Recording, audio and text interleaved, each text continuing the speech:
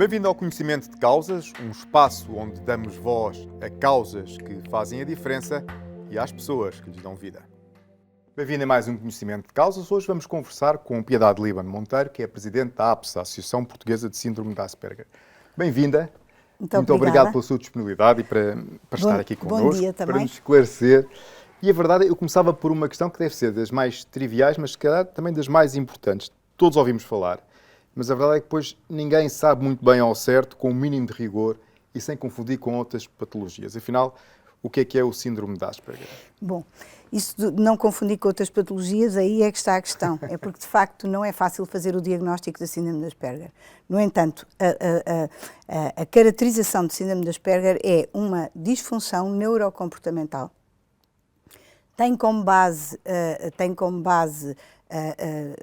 enfim, um déficit de comunicação social e de interação pessoal. Ou seja, é a forma mais leve de autismo, enquadra-se no espectro do autismo. É a chamada linha mais ténue do autismo. São pessoas altamente funcionantes no que diz respeito à parte cognitiva, mas hipotecam toda a sua capacidade cognitiva no comportamento. Portanto, são pessoas que, ao contrário do autista, são verbais, não têm déficit cognitivo, têm uma capacidade acima da média para determinados temas e determinados temas onde eles são absolutamente geniais. No entanto, toda a parte social fica hipotecada. Isto, eu costumo explicar isto através de uma forma muito simples. Nós temos uma comunicação constante entre as duas partes do cérebro, não é? O hemisfério norte e o outro. O que acontece com a síndrome de Asperger é que há uma interrupção em relação a esses dois hemisférios cerebrais. E o que acontece é que tudo isto que eu estou aqui a dizer, todos nós entendemos imediatamente, os nossos filhos não. É preciso tempo para, no fundo, mastigarem a comunicação. Portanto, são pessoas que têm uma capacidade, como digo, cognitiva acima da média, mas têm este déficit neurocomportamental. Não sabem acatar a regra, o que é claro para nós é muito complicado para eles e muitas vezes o que é muito complicado para nós é extraordinariamente fácil. São, no fundo, são marcianos que vivem na Terra, como diria o Nuno Lobo Antunes, e muito bem. Para encerrarmos só este capítulo de falar sobre a doença ou sobre a condição, se calhar é melhor chamar-lhe a condição, é uma condição que permite um diagnóstico antes de ter manifestações evidentes ou é sorrateiro? Não, é sorrateiro. O que eu diria é que é uma condição que permite e é necessária uma certa atenção no desenvolvimento daquela criança. Isso é que é. Não é? Porque depois, dependendo da evolução desse desenvolvimento, o diagnóstico pode ser sim ou pode ser não. Mas o que é evidente é nós estarmos, e o que é necessário e urgente para que haja uma intervenção precoce, é de facto as pessoas conhecerem o que é isto, a síndrome de Asperger, conhecerem as características. Eu não vou dizê-las aqui todas, mas desde atraso na fala, o que não quer dizer que não tenha linguagem, atraso na fala, a vontade de estar sozinho, o desconforto na mudança, a hipersensibilidade a vários sentidos, à luz, ao cheiro, ao tato, aos estímulos. Portanto, há uma série de condicionantes e há uma série de dados e uma série de pistas que no jardim de infância se começam a notar. E aí não é que o menino vá correr ao pediatra e do pediatra venha, tem síndrome de Asperger, mas é bom que quer as técnicas de educação e de saúde e quer os pais e as famílias percebam o que é isto. Para quê? Para estarem atentos. Para quê? Para mais facilmente haver um acompanhamento na evolução. Não é drama ter um filho com síndrome de Asperger. Drama é ter o diagnóstico deste nosso filho aos 20 e tal anos. Isso é drama.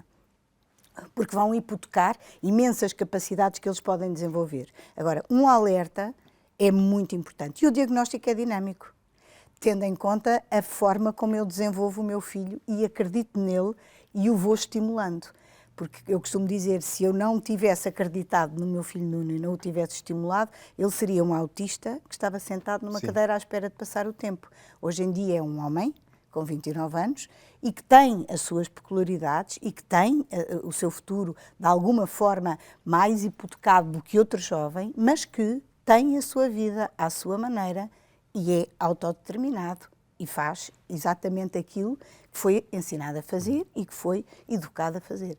Portanto, é preciso acreditar e estar sempre atento e sempre alerta. E haver uma equipe e um médico que acompanhe esta evolução e que diga, não vale a pena bater nesta tecla, vamos passar para a seguinte, vamos por este caminho, vamos por aquele caminho. Para perceber, porque os nossos filhos têm muitas capacidades, é preciso dar-lhe oportunidade para eles espelharem essas capacidades, dar-lhe o tempo. E esta associação é que preside e que, no fundo, enfim, dá um olhar especial aos pacientes com esta condição e às famílias, e, por não dizer, um olhar especial também a todos nós, sociedade, para que estejamos atentos e que saibamos acolher. Esse é o nosso trabalho. A verdade é que ela fez 18 anos, atingiu a maioridade em novembro. Como é que foi esta caminhada? Foi muito interessante. Foi uma caminhada que eu não posso dizer que foi fácil, isto não foi fácil. O terceiro setor em Portugal não é fácil. Eu gosto sempre de dizer que nós, saudavelmente nos substituímos ao Estado, não é? Isto porque acho que pagamos impostos suficientes para ter uma educação, e já disse isto às tutelas, sem problema nenhum, e assumindo a responsabilidade do que digo,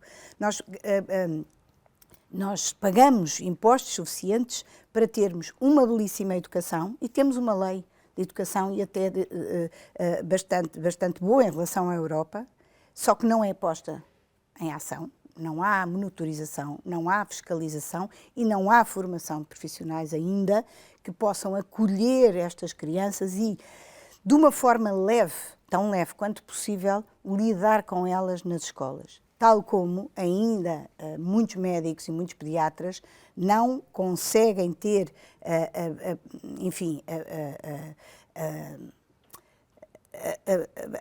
não é a vontade, mas é a sensibilidade para chegar aos pais e dizer, pode haver aqui qualquer coisa, vamos lá trabalhar isto. De uma forma de não chocar e dizer, o seu filho tem uma deficiência, não é? Mas dizer, há aqui qualquer coisa que nós vamos trabalhar e investigar. Isto dá uma segurança enorme aos pais e também lhes transporta a eles a responsabilidade do caminho a fazer com estes filhos. E depois, de facto, há uma segurança social que acho que está ainda um bocadinho desarrumada, tal como a saúde. Eu acho que o Serviço Nacional de Saúde devia acolher todo o acompanhamento destas crianças a nível da educação e a nível da saúde. São duas coisas que não se podem desligar. Saúde e educação têm de andar de braços dados. E o que acontece aqui é que os nossos filhos, quando chegam aos 18 anos, nós não sabemos muito bem onde é que eles estão. São do Serviço Nacional de Saúde, são do Ministério da Educação, têm 18 anos, já não têm direito a isto e aquilo e aquilo outro, deixam de ser autistas. Há aqui uma indefinição que era preciso trabalhar e que a APSA tem vindo a alertar, principalmente enquanto Conselheira Nacional para a Saúde, que fui até ao fim deste ano, ao fim do ano passado, desculpe. Portanto, sempre alertámos e todos os trabalhos e relatórios que apresentámos foi neste sentido de prevenir a doença mental, e era aqui também que eu queria chegar. O nosso caminho na APSA tem sido muito chegar às necessidades das pessoas. Não me interessa nada os números que nós conseguimos atingir, muito menos me interessa o êxito neste ou naquele projeto. Interessa-me o assunto que eu vou escavar para conseguir realmente colocá-lo direito e colmatar a necessidade que existe. Mas não é uma necessidade de este ponto está tratado. É tratar as coisas pela base. É como eu costumo dizer, quando o meu filho precisava de algo na escola, aquilo que eu conseguia na escola não era para o Nuno, era para os Nunos. E só assim se faz caminho. Porque se eu estou a trabalhar a minha quintinha, eu não vou chegar nunca a lado nenhum. Por isso é que o meu filho tem 29 anos e eu ainda, infelizmente, discuto problemas que discutia quando o coloquei na escola. E isto não pode acontecer. Não é? São coisas que não somos nós, a APSA, que gerimos. Se fôssemos nós a gerir, de certeza que as coisas não estariam assim, nomeadamente na formação de professores. Não tem sido um percurso difícil, tem sido um percurso árduo, são coisas diferentes. E depois temos tido imensas batalhas, que eu penso intransponíveis, e de repente a coisa dá-se. Nós somos uma associação de afetos, e estamos realmente junto das famílias, e estamos realmente onde é preciso estar. E, salvo algumas exceções que existem, de certeza, respondemos mesmo aos e-mails que as pessoas nos mandam e estamos mesmo presentes, neste momento presencialmente e não só, como é evidente, claro. temos um mixed, mas estamos onde é preciso estar. E o caminho que é feito pela APSA é feito das necessidades que os pais nos reportam. Não há formação de professores para esta área. Na escola do meu filho, não entendem o meu filho. Onde é que é a escola? Vamos lá. E este é o nosso projeto Gaivota, que percorremos o país de les a les, a falar com as escolas, a falar com a comunidade escolar. Onde quer que somos chamados, nós vamos. Não é? Tal como aqui, a entrevista que eu agradeço imenso esta oportunidade, disse que sim. Portanto, eu sou um instrumento nesta casa, não é? Na APSA.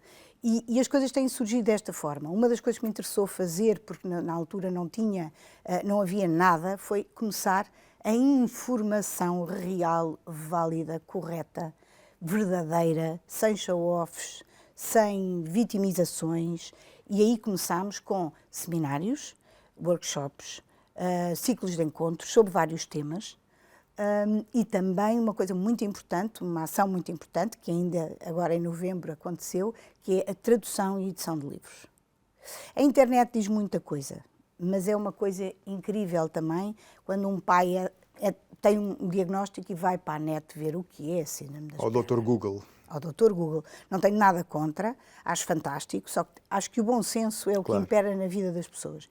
E muitas vezes, das duas, três, ou as pessoas chegam ao pé de nós depois, enfim, nos serviços que nós temos na APSA, chamada CRAPSA, que são, nomeadamente, o tempo de pais, e que chegam e dizem, eu estou desesperado, o meu filho tem isto, é preciso desconstruir. Mas eu li na net que, mas eu vi... Calma, o seu filho é único. Não há dois iguais, portanto, vamos nos concentrar nele. Não é? Vamos tentar perceber, vamos tentar saber, vamos tentar arranjar uma equipe que acompanhe a si, à família e ao jovem e fazer este percurso com ele. Depois, portanto, tradução de livros tem sido a nossa missão. Eu não, por muito que haja, enfim, agora um empolganço muito grande com a empregabilidade na deficiência, eu acho que as associações, quando nascem, não devem deixar nunca a sua missão. E a missão da APSA está bem descrita, é acompanhar a vida das pessoas com síndrome de Asperger, trabalhar para a sensibilização, desdramatização e a informação e explicação do que é esta síndrome. É tudo muito mais fácil se acolhermos a família, explicarmos o que está a acontecer e dizer, calma, não é o fim do mundo. É só um passo um bocadinho mais difícil, porque educar na diferença não é a mesma coisa que não educar. Que educar eu digo na normalidade, entre aspas, porque é o nosso padrão, não é? É difícil, é preciso um saber estar, é preciso uma atitude positiva, uma resiliência enorme e cada obstáculo é uma oportunidade de o vencer e não, meu Deus, estou derrotada. Portanto, é muito neste caminho e é muito desta forma. Eu sou muito informal a falar, peço imensa desculpa, não sou nada by the book, mas este é o sentimento da APSA. Se um pai nos diz, no Norte não há nada, vamos ao Norte. Se um pai nos diz, não percebo nada da sexualidade, vamos fazer um ciclo de encontros sobre sexualidade. Agora, a minha pena nisto tudo é que quando os pais dizem que não têm e nós tentamos arranjar caminhos, esses pais que dizem que não têm, não aparecem. Mas isto é um problema social, é um problema educacional do nosso país. Os portugueses, eu sinto, e estou há 18 anos à frente da associação, portanto, muita coisa foi feita, muita coisa já foi superada, outra que não foi feita ainda, porque não é o tempo. Mas o que eu sou levada a pensar e a sentir, e muitas vezes desanimo com isso, é nós somos um povo fantástico, super solidário. Só quando nos queixamos, vitimizamos, que não temos isto e aquilo e aquilo outro, e a coisa acontece, já não precisamos dela. E isto desmotiva o associativismo e desmotiva, às vezes, até a nossa missão. Aquilo que nós estamos a fazer e queremos fazer porque sabemos necessário. As pessoas dispersam-se muito e não entendem que educar um filho e viver com um filho com esta condição, com uma condição diferente, não é um momento, é um caminho. E nisto a empregabilidade, e é um trabalho que nós temos vindo a fazer agora, e até vamos, enfim, tentar trabalhar isto de uma forma um bocadinho mais coesa, até mesmo perante a tutela. Há muitos planos para trabalharmos, mas isto para dizer que mesmo os pais que muitas vezes se deparam com eu tenho um filho com síndrome de Asperger, perturbação de espectro do autismo, e agora ele tem 25 anos e agora ele acabou o curso e agora ele precisa de um emprego. Portanto, ele agora vai ou à APSA ou à outra associação qualquer para lhe arranjarem um emprego. Isto não é assim. Isto não pode ser assim. Não pode ser assim, não é por mim, mãe, nem é pela empresa, é pelo jovem. Não é assim. Eu não posso pedir ao meu filho, sem lhe ensinar, que ele aperte os atacadores de sapatos. Portanto, eu não posso pedir a uma pessoa de espectro do autismo que, de um momento para o outro, venha para a Altice trabalhar à frente de um balcão perante pessoas. Não posso. Porque, quer dizer, não posso porque é quase desumano fazer esse pedido.